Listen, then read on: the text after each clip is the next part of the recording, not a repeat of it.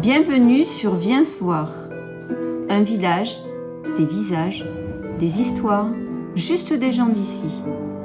Des souvenirs, des idées, des rêves à partager. Ensemble, on crée un lieu vivant. Un miroir, un carnet de bord, une parole libre. Parce qu'ici, chacun compte et que raconter le village, c'est déjà le faire vivre.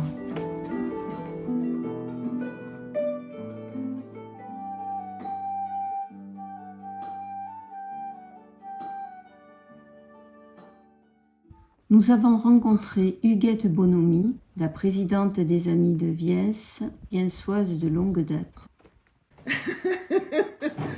Mais moi, j'aime bien travailler dans la vie associative parce qu'avant, j'étais professionnelle, donc maintenant, je suis bénévole. Et je trouve qu'il y a plein de choses à faire dans ce village, comme dans d'autres villages, qui est relativement abandonné au niveau de certains bâtiments qui ont une valeur historique très importante. Et je pense qu'il faut inventer des choses pour transmettre le patrimoine aux plus jeunes, de différentes manières.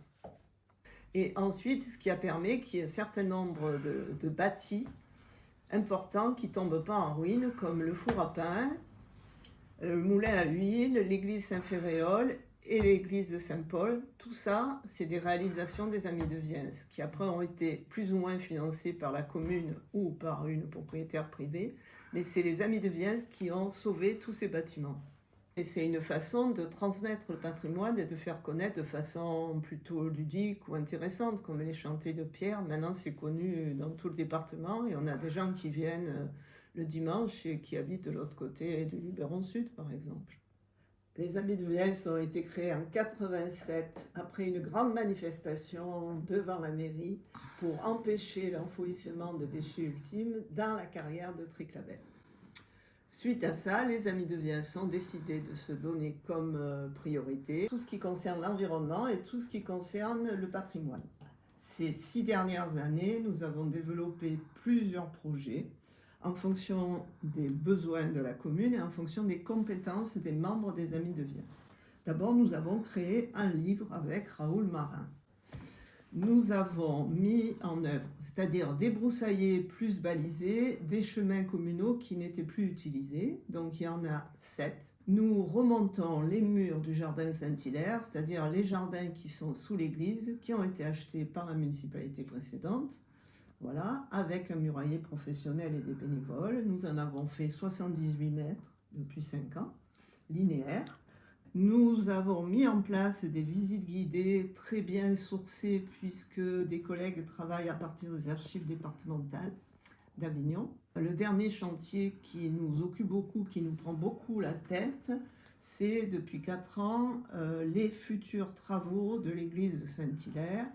Donc nous travaillons avec la DRAC, avec des archéologues en permanence et nous sommes plus ou moins assistants au maître d'ouvrage, c'est-à-dire que nous secondons les élus municipaux dans un certain nombre de dossiers et de problèmes techniques.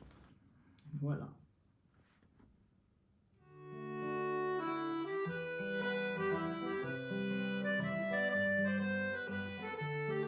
Je vais relire cette première phrase.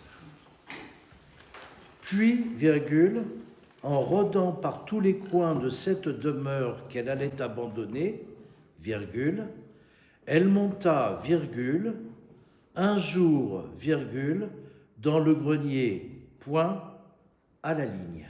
Lors des rencontres entre villages organisées par les foyers ruraux, nous avons assisté à la dictée.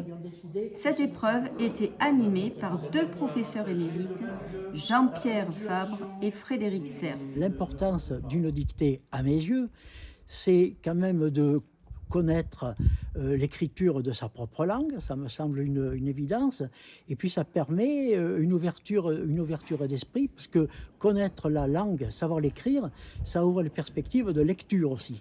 Et après, nous tombons dans un cercle vicieux, c'est-à-dire quelqu'un qui lit beaucoup deviendra meilleur sur le plan orthographique. Moi, je suis très favorable à ce que la dictée soit remise au goût du jour, y compris dans certains établissements scolaires où elle me semble un petit peu délaissée. Puis, virgule, en rôdant par tous les coins de cette demeure qu'elle allait abandonner, en rôdant par tous les coins, elle monta, virgule,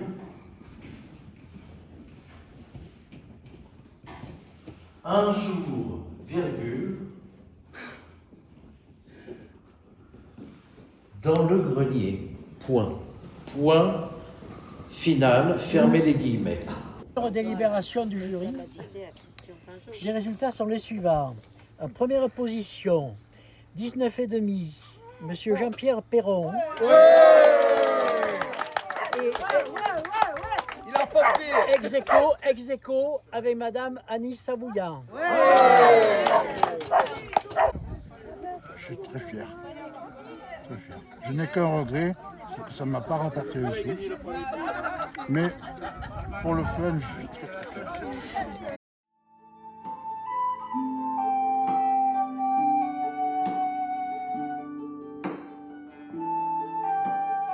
L'artiste que nous avons rencontré aujourd'hui s'appelle Françoise Chauveau. Ah bah oui, j'aime la couleur depuis que je suis née, ou presque. Je me rappelle d'un petit pull rouge et blanc que j'adorais. Je devais avoir quoi, 2 ou 3 ans. J'avais le même en bleu. Et je me rappelle aussi d'un pantalon bordeaux chiné que la petite souris avait caché sous mon oreiller.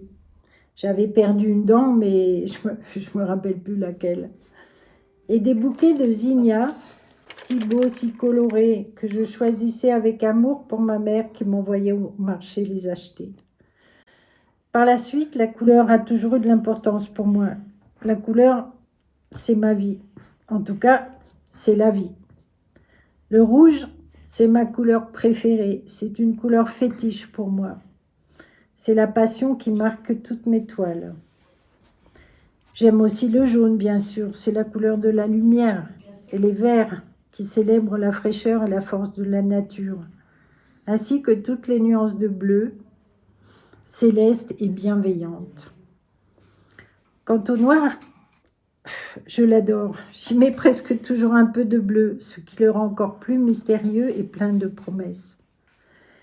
La peinture, pour moi, c'est comme un saut à l'élastique, une grande aventure dans l'inconnu, dont je dois sortir victorieuse.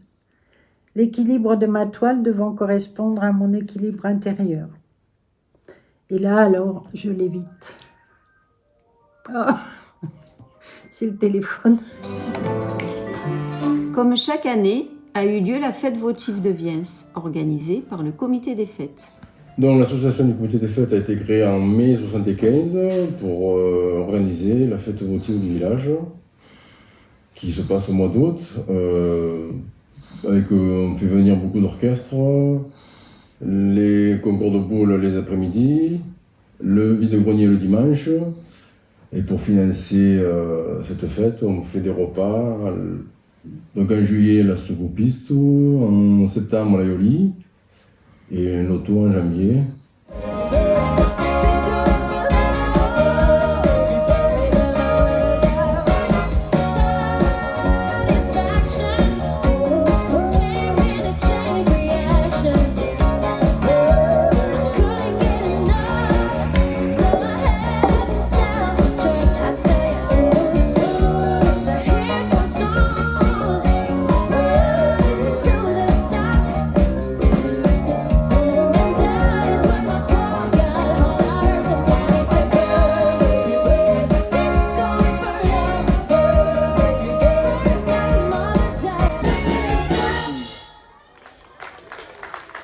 Bonsoir, bien, est-ce que vous allez bien?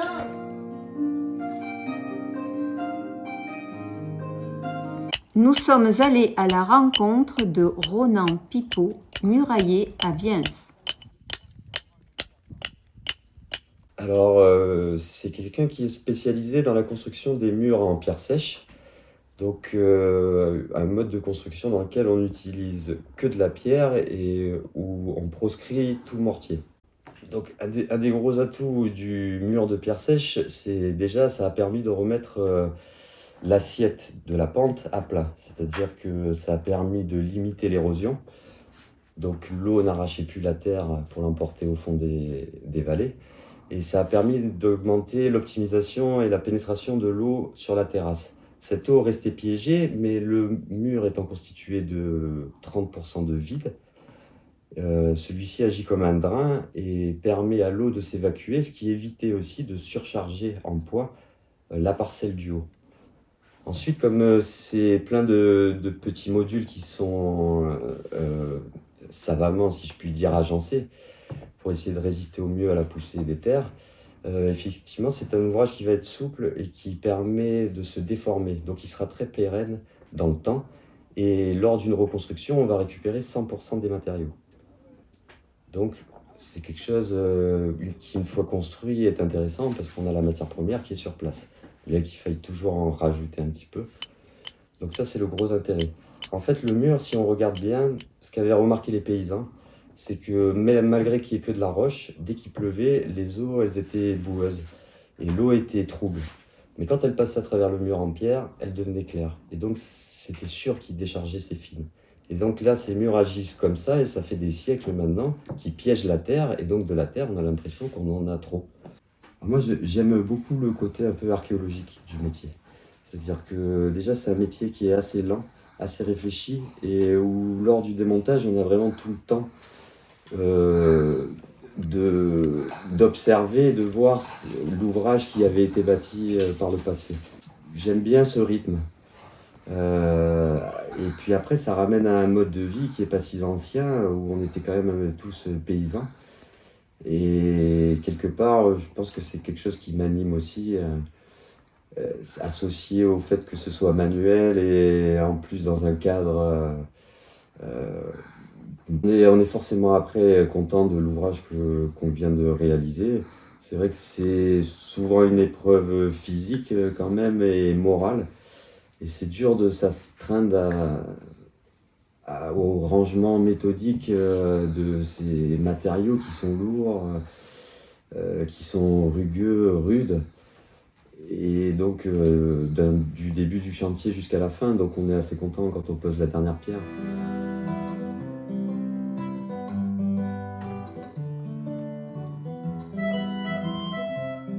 Nous allons préparer un des plats les plus typiques de la Provence, qui est l'aioli. L'aioli, c'est une émulsion d'ail et d'œuf et d'huile évidemment. Et ce faisant, nous allons vous entretenir un certain temps de la cuisine provençale. La cuisine provençale est une cuisine de terroir, c'est-à-dire qui utilise les produits de la terre d'où elle vient.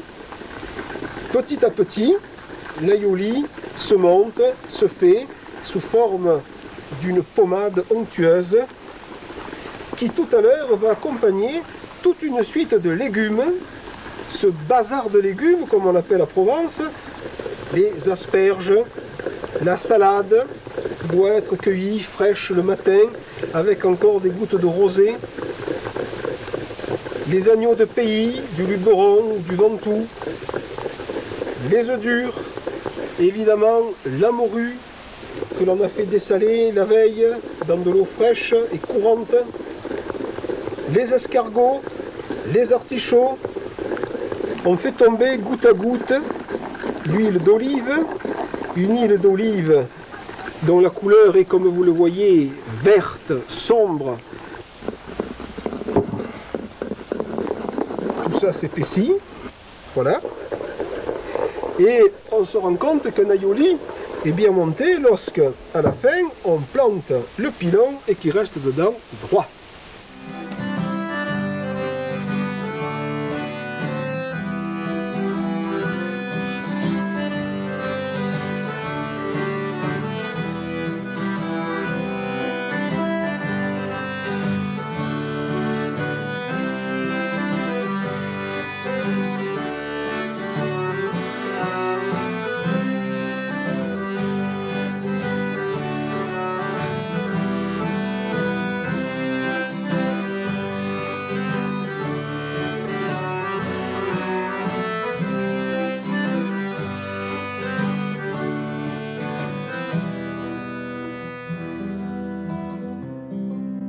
l'artiste que nous avons rencontré aujourd'hui est... Oh mince